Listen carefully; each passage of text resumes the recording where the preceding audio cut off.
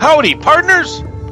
Welcome to the Haunted Chronicles, episode 150. One time at band camp, I made a potholder out of recycled yarn because I'm thrifty. Thank you for last week's guest, Barry Webster of Res Squatching Research Community. And if you missed it, that episode is available in the on-demand section of ParamaniaRadio.com. Our guest tonight is David Erickson, also known as Dr. Dave of the Paranormal Research and Resource Society. And Dave is in the control room producing this very show and will join us momentarily. He will go from the control room to the green room to the studios. This episode is sponsored by Rice-A-Roni, the perfect blend of season. Gives Rice-A-Roni its one-of-a-kind taste. Rice-A-Roni, the San Francisco treat. I am Mr. Haunted, joined by Jennifer Jigglypuff Runyon and the baby-faced assassin, Brock Burroughs. Hey there. Nifty 150. New sponsor on board.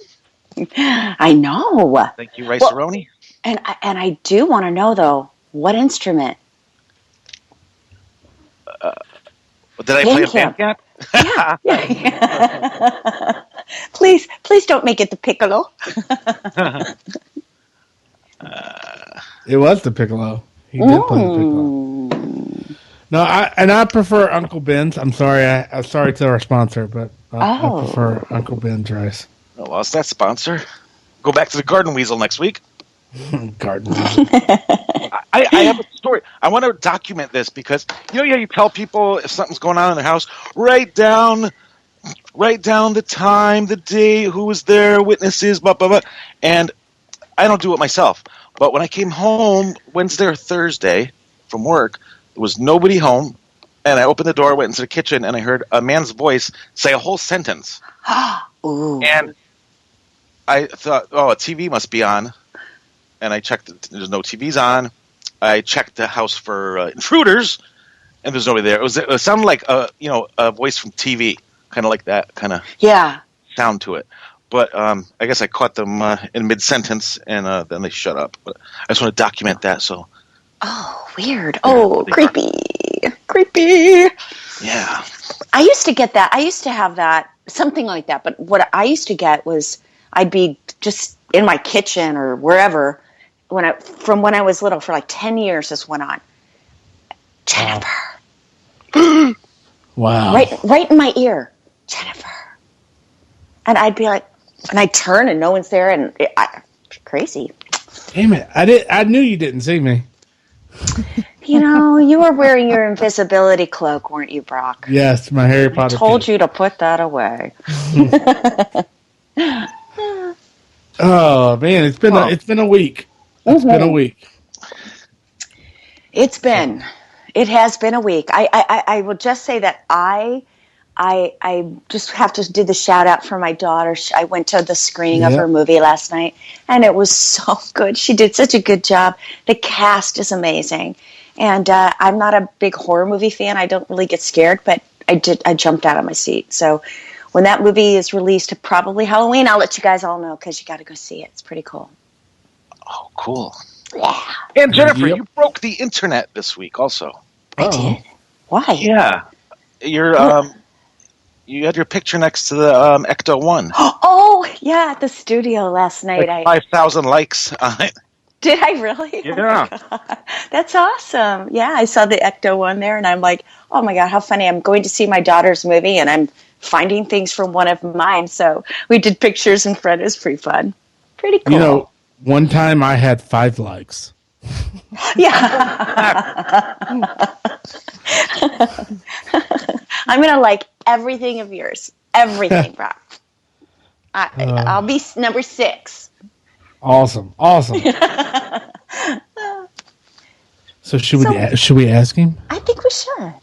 Go for it. You do the honors. You do it. Okay. Jimmy, got a question for you. Yeah.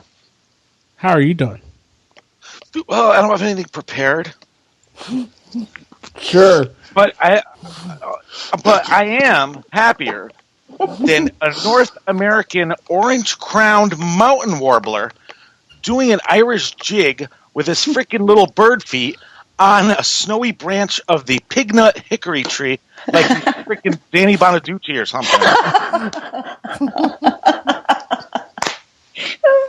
The pignut tree. I looked that up. Tree. That actually is a tree. I was trying to find something. It's a pignut hickory, and I want one. Okay. That's your birthday present. Probably I want a whole porch full of pignut hickory trees for my birthday from everyone.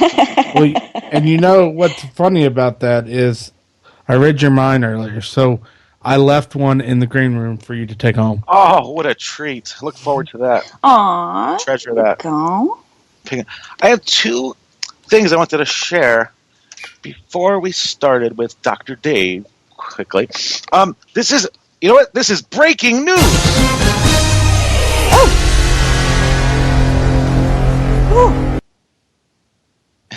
And we're going to hear about how happy Dr. Dave is when I give him those sound effects to play.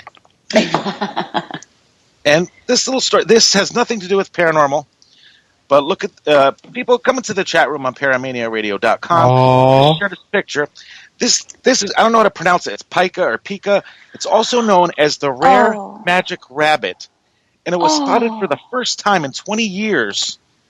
And this little fella was first discovered in China in 1983. And it's believed that there's less than 1,000 of these little guys left. And I had to share this because he's so damn cute. He's a cute little varmint.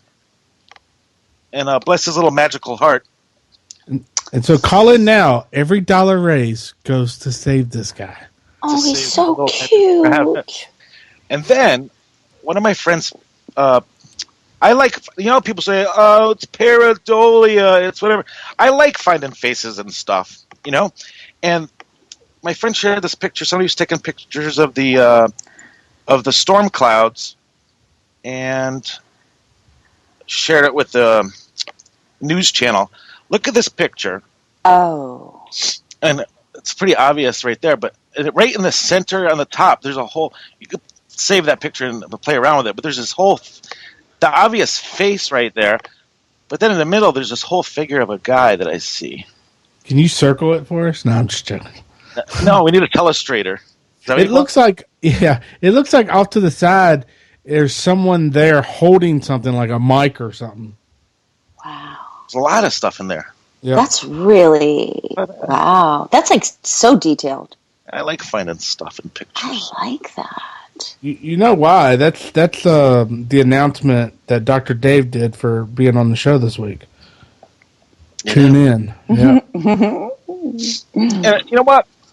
Dr. Dave's waiting, pacing back and forth in the green room. He wants to come in. Our guest tonight is going to join us with Celebrity Birthdays, and he is a paranormal researcher with the group Paranormal Research and Resource Society. He hosts Rocking with Doc, and along with Brock Babyface Assassin Burroughs, hosts Paratime, which can be heard at 10 p.m. Eastern Time on Sunday nights on Paramania Radio. And Dr. Dave created this whole network along with his wife, Jenny Stewart, and also produces the Haunted Chronicles show, the program that you're listening to. And guess what? He appeared on the Animal Planet's The Haunted. Ooh. And I want to hear all these. We're going to hear a lot of stories apparently tonight. And Dave, please step out of the control booth and take a seat with us and play Celebrity Birthdays. Awesome. Hello. Hey. Oh gosh, I know this guy. I'm out. See y'all later. Dave, do the Arnold Schwarzenegger. I want to ask you a bunch of questions. And I want to have them answered immediately.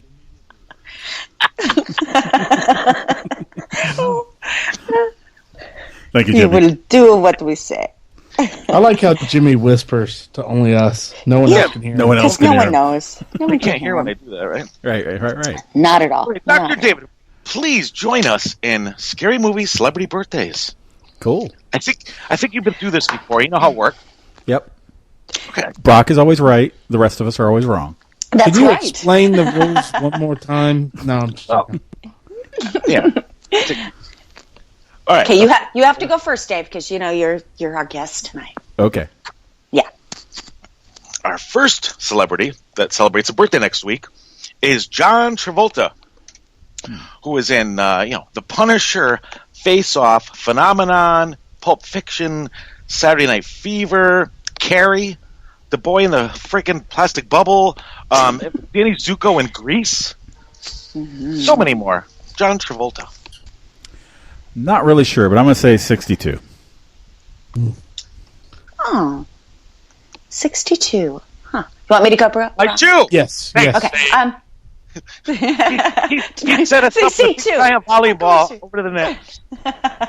Okay, I'm going to say... Oh, God. How about 62 Buckle My Shoe, too, as well? I was going to go with that also, but I'm going to raise it because we always know Price is Right. You raise it by $1, you win. So 63. He is 62, Buckle My Shoe, and is turning 63. See, Brock does it again. Hey, jeez. it's Price is Right. Theory right there.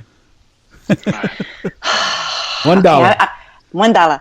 And this guy I squeezed in because he was in City of Ghosts. Matt Dillon, who was also in There's Something About Mary, Albino Alligator, which we lost all our albino listeners last week, so we could say that. Little Darlings, Rumblefish, and The Outsiders. Matt Dillon. Oh, I have no idea. I'm going to say 45 because I have no idea who he is. You don't know who Matt Dillon Yeah, is? if you saw him, I am you'd know. horrible you with would know. names. I'm horrible with You know names, what? though. Dave, you would know him if you saw his face. You'd be like, oh, of course.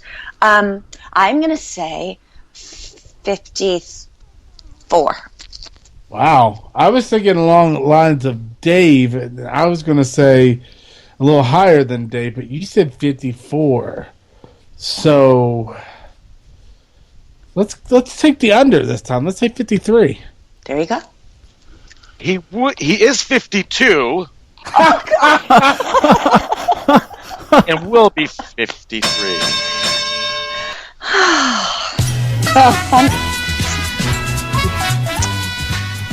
That's so good. Yeah, I want Bob Barker back. I like Drew Carey, but I want Bob Barker back. Yeah. Okay. And Matt Dillon, for extra bonus points, what Yes. was Matt Dillon's name in The Outsiders? Pony Boy. No. Sorry. That was wrong. I have no idea. Oh, gosh. Jimmy. He wasn't Yeah. Pony Boy. I'm going to guess Dallas Winston. Yes. Dallas Winston. Oh, I just looked up his picture. Okay, cool. Okay, I know who he is. Yeah, now you got it right. Now I know Yeah. who he is. Yeah. Didn't he play in Scary Movie? I mean, not one of those like Scary Movie or something. I don't know, but I sure had a crush on him. That's the one actor I wanted to do a movie with. But I don't think I could have done it because I don't think I could have opened my mouth to speak. Yeah, I want to do a movie with Matt Dillon also. Mm-hmm. So We should. All right, Get I it think we done. need to do this. Let's do it. Let's do it. one more. Drew Barrymore. The woman I would have married if I wasn't married to my wife. No, she's mine, dude. Step off. Shut up. She's mine. Everybody go away. I love her. Nice. I'll swim in the lady pond for Hey, that. Jimmy, tell us I what was she going was to say, in. Drew Barrymore has that effect on everyone. She's a girl's girl. She was in The Evil Within, Cat's Eye, Altered States, Firestarter, and the 1982 movie E.T. the Extraterrestrial, and Scream. Lots of scary movies. Yep. All right, Dave. Don't get this wrong. I can't remember if she's just younger than me or older than me, but I think it's 42. Okay. Jennifer? Yeah, I'm saying 42. You all are correct. She is 42. Buckalarchu. Boom. Awesome. And That's I said another that one way on too the many times list. so far today. I adore her. You give She's the me cutest someone I ever. know, and I'm going to know all about her because that's You did. Well, you know that's. All right, that's creepy.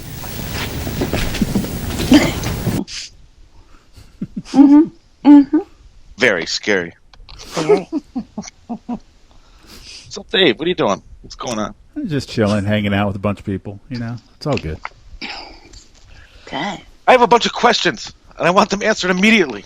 Yes, sir. First, Dave, what did you get the nickname Dr. Dave? Oh wow. I have to blame my fourth grade teacher, Mrs. Taylor, for that. She saw I had the knack, as they say in Dilbert world, for computers and no. Oh, different knack. This is the one they don't have a cure for. But the knack for computer and technology and stuff, and she called me the doctor, and then it tended to being Dr. Dave, and that just kind of stuck, and through the years it's just kind of been a nickname. what was her That's name? awesome. Mrs. Taylor. Oh, wait. This is I just thought of this now because I have to for my memoirs. My kindergarten teacher name was Miss Skank, What a and my lovely third name. grade teacher was Mrs. Gross. That's so True unfortunate. story. Do you know what? Do you know that I had a Mr. Finger once? Oh, what a creeper! Isn't that disgusting? Nobody could say his name without laughing. I always wanted a Mr. Hand from, what movie was that? Mr. Hand. South Park? No. Fast Times Fast at Times. Ridgemont High. Yeah. Oh, that one. What's this one? Hello, Ready? Mr. Hand. Ready? Yeah. He goes, hey, rat, you forgot your wallet. All right. That was my impression of Damone. Okay. You did a good Damone. That was pretty good. I'll try it again later. I wasn't prepared. Yeah. Okay. No drugs were harmed in the making of this episode. Shh. Yes, they were. Not a one. I think everybody wants to hear scary stories, but I'm curious to know how you started the Paramania radio network. How did that start? Well, I used to be on another network before this, and pretty much I was helping the owner of that network run things for the most part, and did a lot of show producing. Big surprise, right? And let's just say things on that network kind of changed. Some political issues and disagreements, and the way people were treating people wasn't very nice. So I decided that, I really didn't want to do that anymore, but I enjoyed doing the shows that Jenny and I were doing together, Distorted Frequency at the time. And so we were talking, and she kind of said, well, why don't we just start our own? I mean, it's not like you don't know how to do everything already, so let's just start our own. And next thing you know, I was working on putting all the stuff together and getting the server ready and all that, and a couple weeks later, we launched Paramania Radio, and we had the philosophy that, we would create an environment where people could safely come and share their ideas without fear of being, ridiculed, picked on, or anything, and be respectful, where everyone's respectful to each other, despite our differing beliefs. And we've kind of held true to that, and I think we've done a good job with that over the years. And, here we are 5 years later, so pretty good. Yes. 5 years. 5 years. 5 years. That's I know. incredible. It's hard to imagine 5 years because it just seems like I blinked and it went by. Well, how many shows are on this network? I don't know that, and I should know that. Currently, I think there are 20 shows at the current time on this network. It's always fluctuated between like 16 or 18 and like 25, I think, was at the peak of number of shows that we had simultaneously on the network. And it just kind of varies because people come and go and stuff like that. And, it's just the nature of the business. Right, right. Change is. Oh, there's Jennifer in the chat There's room. one that broke the Jennifer internet. Runyon. Yep. Me? Yep. You. And then, oh. With the Ecto one. With Ecto. Oh, with the Ecto 1 picture. Oh, cool. I've got, one of the Ecto ones, apparently. yeah. Stick it on the radio topic for a minute. How excited do you get? Like, for example, when we're doing an episode on the Black-Eyed Children, and I send you a door-knocking clip and say, play this every time we start a new story, or play this dramatic sound effect for creepy stories. Do you enjoy that? Yeah, I do. It's really funny. Jimmy sends me this stuff at like 5 seconds before the show. Hey, I had this great idea. Do this, and I have to rush quickly to find whatever it is he wants. Now, Jimmy's pretty good about going out on YouTube and finding stuff and go, can you use this? And sending me a link. So he does do some of the work for me, but then I have to get it all set up and ready to go. And then the always confusing part that and you'll probably notice every once in a while, my timing's not exactly great. It's because I'm not exactly sure when Jimmy wants me to play something until it just happens. So the Black-Eyed Children came to my door. Yeah. And then there's silence, right? Because I don't have it queued up.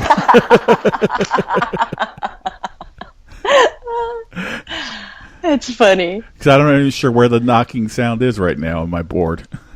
Yeah. I must have a lot of sounds on there. Yeah, I have a bunch. Yeah, they keep growing. That's so cool, though. I'm still looking for it and I can't find it. I must need my glasses or something. But yeah, so it's it'd be challenging at times, but it's fun. I enjoy it. Yeah. I wouldn't do this if I didn't enjoy it. And Jimmy, you make it fun, so I like it. Thank you. Yeah. That's For so sure. Yeah. These compliments. Oops, wrong one. Callers ahead of us, Jimmy. That was the one I was looking for. Not the one you wanted, but the one I was looking for. I love that. Last one is old. Because I used to say when something was scary, ooh, Mufasa. Mufasa. Wow. I don't know. It's almost break time. We didn't even get us. I know. Holy. How did this go so fast? This is a 2-hour show tonight, right?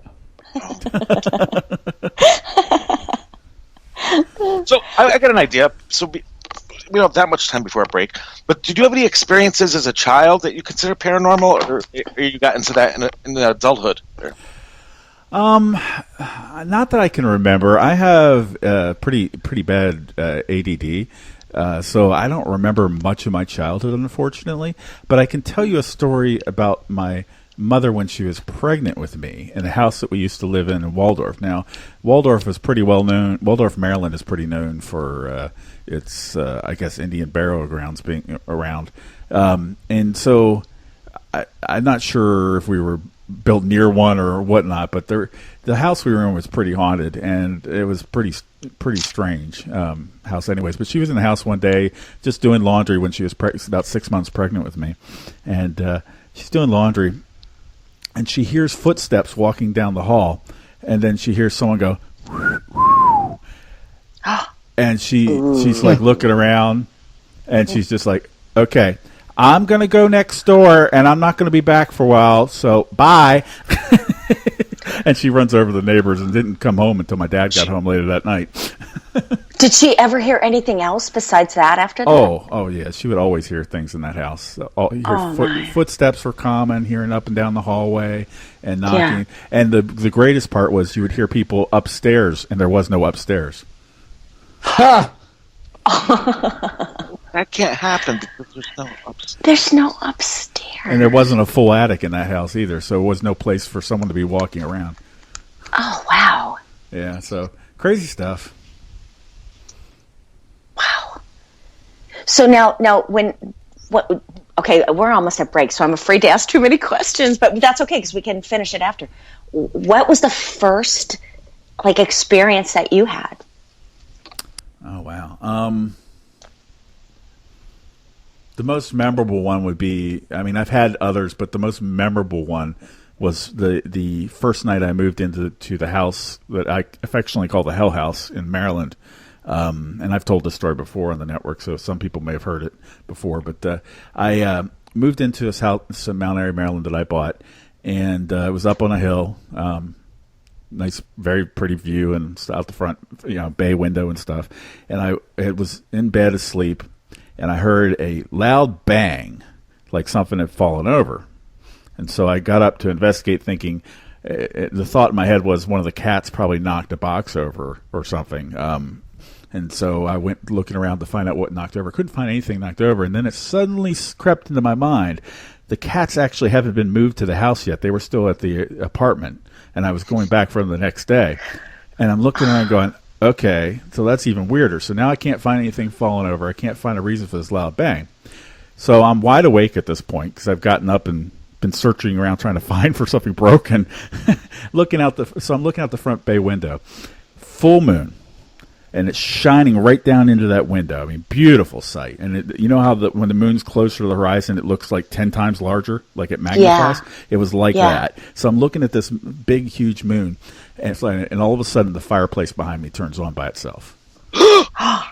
Okay. Yeah, and so I'm like, okay, turn around, and I go and figure out how to turn the fireplace off. So I turned it off. And I went back to looking out the window, and about 10 seconds later, it turns itself back on again. And I'm like, okay, I'm going to turn the gas off on this thing now. Wow. So that was a little creepy. Yeah. Oh, yeah. Yeah, that's one of the most memorable ones. And that house, that was only the beginning of what was many, many interesting events that occur in that house. Now, after break, was your episode, was that a house you investigated or the house you lived in? That was a house we investigated in Waldorf, Maryland. Vicki Johnson was our client, and sure, we can get into that after the break. All right, perfect. That sounds good. Hey, Dr. Dave, is it about time for break? It's about time for break. All right, we're talking to David Erickson, and we'll be right back after these important songs and messages.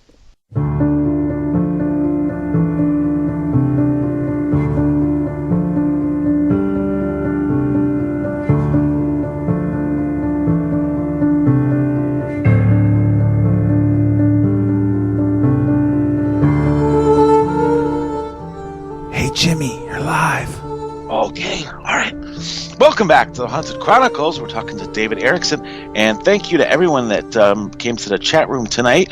So thank you, Maggie, Renee, B. Heard, Dr. Dave, Paramoderator, Paulie, Jane Doe, Susan, Brock, Indy Dwayne, Paul Kershaw, Dead Dude Chad, Cheryl Carter, Candy, Nicholas, Kara E., Doug, Denise, Desi, who dropped her phone in her soup today, Max, Tony, Debbie, Vicky, and Royal, and Corey and Frankie B, Eric.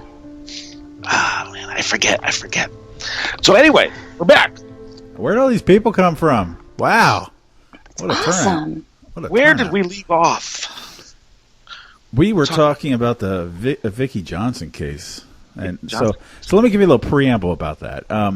We were investigating a tuberculosis hospital for African Americans that was built back in 1921 called Henryton in Henryton, Maryland, and it was a large facility. I think it had about 24 buildings and 200,000 square feet or something like that. But it was a huge main hospital and a bunch of smaller buildings and stuff on the property, and it was. Basically, people went there because they had tuberculosis, basically to die, but they were experimented on in all sorts of horrible ways to find cures and treatments for anything, including stuff other than tuberculosis, because who was going to say anything? They were really treated poorly. And so we investigated this location for about 6 months.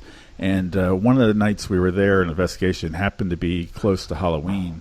And so there was a lot of teenagers and kids running all around the place, which shouldn't have been there. But one of the groups of people we ran into there was a group of younger, like early 20s investigators who were doing their own paranormal investigation group, and were out there investigating Henryton as well. And we ran into them, we got to talking to them, and they decided to hang out with us for the rest of the evening. And we got to talking to them a little more, and they told us about some stuff that was going on in their own house since they started investigating Henryton. And this is where the Vicki Johnson case that was aired on the Animal Planet's Animal Planet's show, The Haunted, titled Ghostbox Prophecies, came about.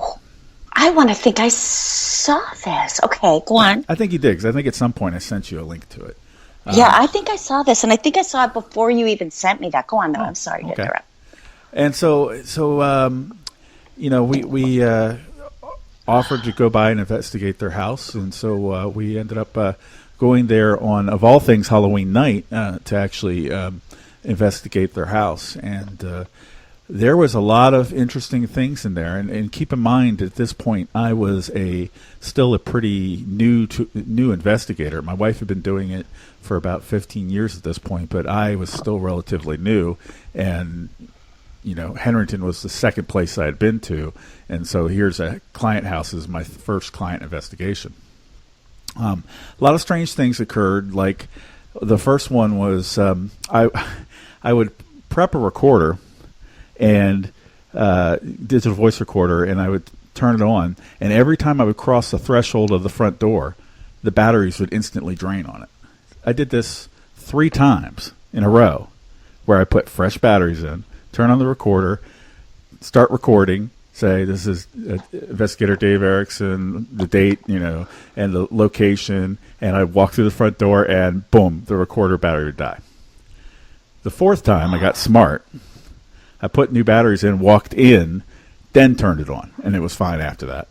I don't know. Wow! I don't know what That's that interesting. was, but it was almost like there was some sort of barrier or field around the house. Yeah. So no idea what that was. Now, it wasn't anything I could measure. It just happened every single time you would cross the threshold with the electrical device. We investigated. We took all sorts of photographs and did EVP sessions. We also did a couple ghost box sessions in the house. Got a lot of interesting information. We did get a lot of EVPs from that house, and we also captured what I could only akin to something from Middle Earth. It looked like a creature that was part lizard, part man, and had a crown on its head, and it had 2 tethered, like skeletons with tethered clothes ripped next to it that I caught when I took a picture that happened to be aiming towards a mirror at an angle.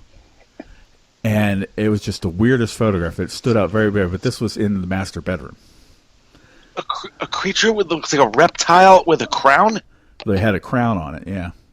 Very strange. Had that, certain reptiles have that triangle shape forehead plate or front head plate. It had that in the middle of its front end of the middle of its forehead and everything. It was very, very strange looking. There was also what appeared to be, several, I could almost call them angelic-looking creatures reflecting in that same image. Very strange. If I hadn't seen it myself, I wouldn't have believed it. It's that kind of thing. Don't know what that was, but we continued on the investigation. We went to the basement. In the basement, I experienced something that I had never experienced before, which was shadows that were darker than pitch black, because we had the lights all off down there. And we were just sitting in the dark doing EVP sessions, and I started seeing things that were pacing back and forth that were darker than the dark. I mean, literally black shadows. And it was just very interesting experience. I also experienced something punch for the underneath side of a love seat that me and another investigator were sitting on in that house. Okay. On several other occasions, we investigated. One of them, we had a couple other different investigators with us along for our team who were part of the Henrington investigation. And they, one of them was reading Psalm, was it 90? Wow, I can't remember. 91, I think it is. And, basically committing spiritual warfare against it, whatever was in this house. And I had all of a sudden felt like something went right through me, got really dizzy and spun around. And I was holding a camera at the time, and and I'm not a big fan of orbs, but as I dropped down to my knees, because I literally was that thrown out of my equilibrium, was that thrown out of whack for whatever I felt pass through me.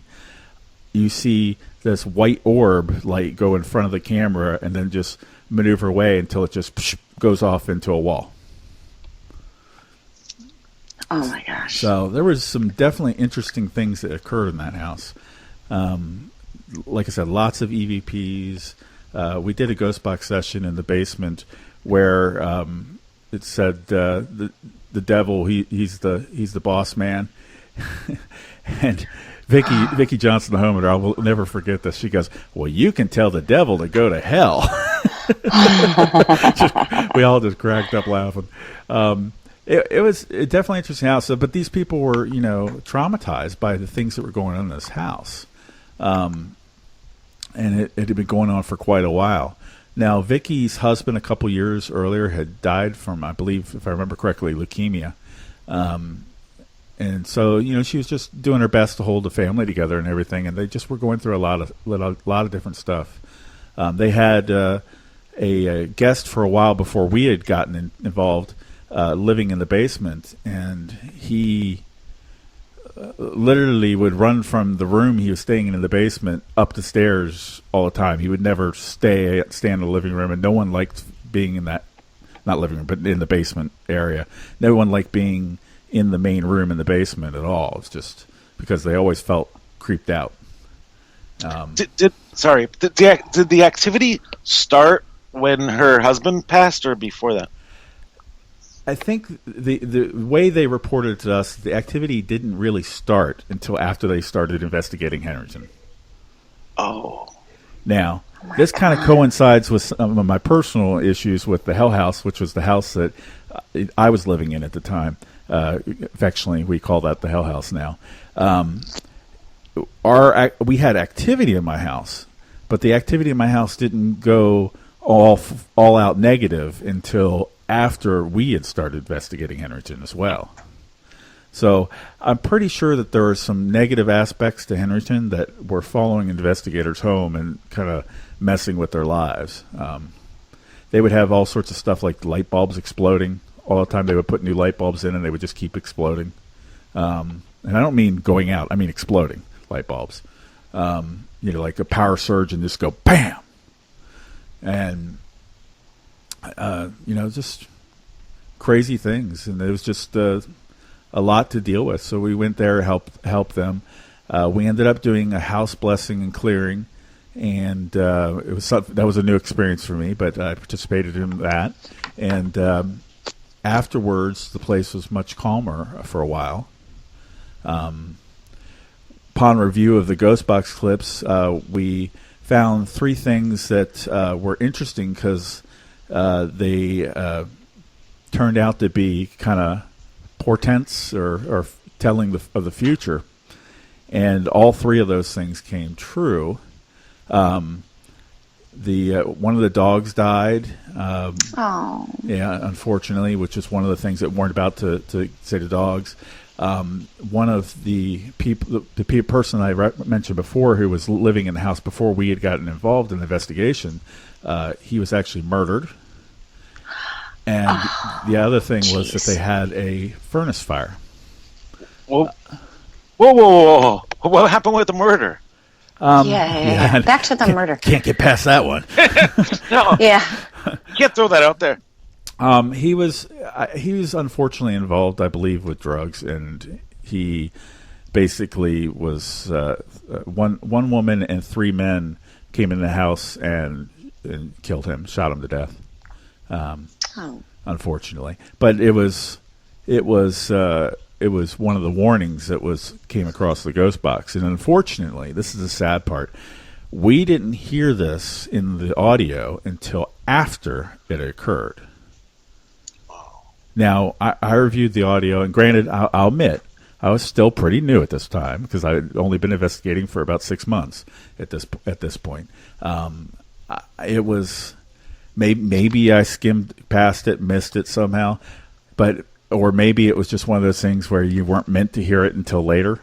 Right. But when I was reviewing the audio, because I wanted to put together kind of like a video reel of the investigation, kind of like tell the storyline after we had done the show. I wanted to try to put together something that told the complete full story of it, so I could put it online. And I was going through audio, and I found so many amazing things that I had not heard before. And one of them was, unfortunately, I'm going through and I go, "Oh my God!" And my wife's like, "What?" And I hand the headphones over to her and let her listen to it. She goes, "Oh my God!" And she just started breaking down and crying because it's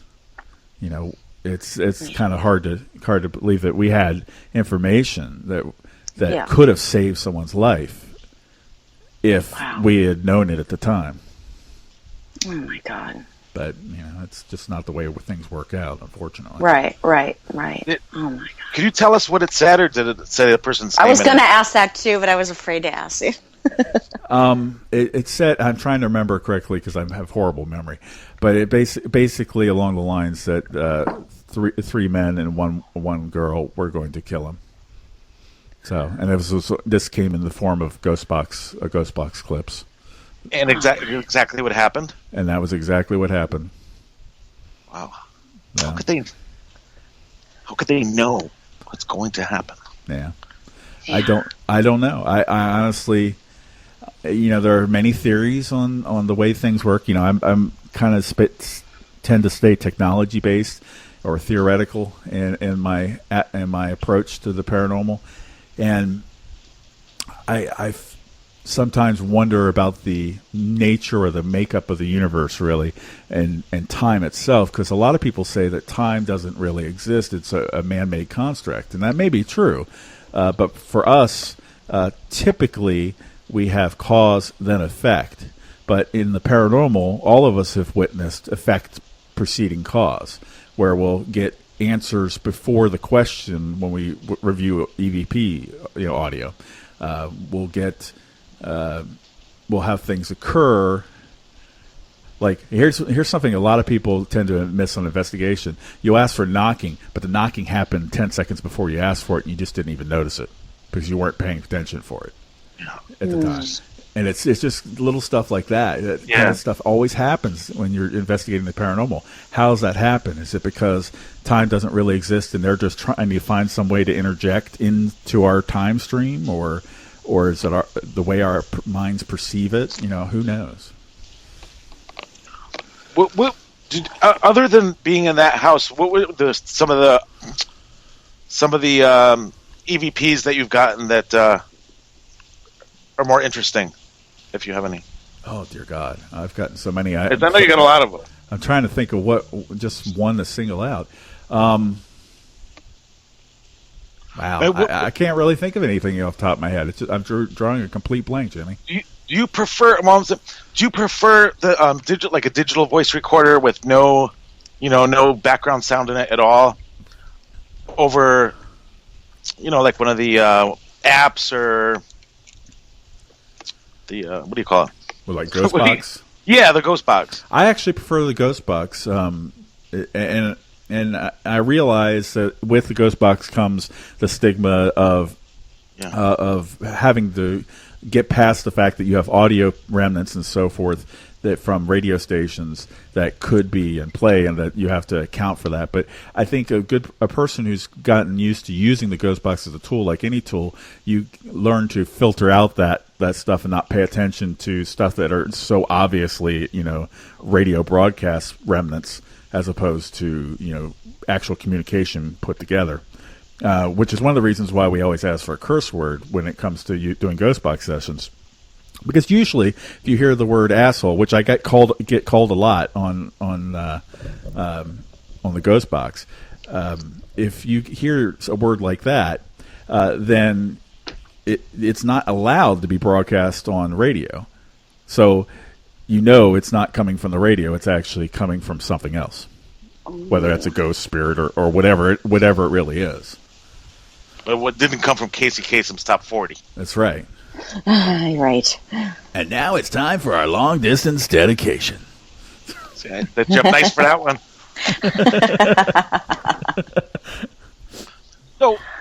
So did the when your previous house had activity, does the houses you lived in after that have any, or was did it follow you?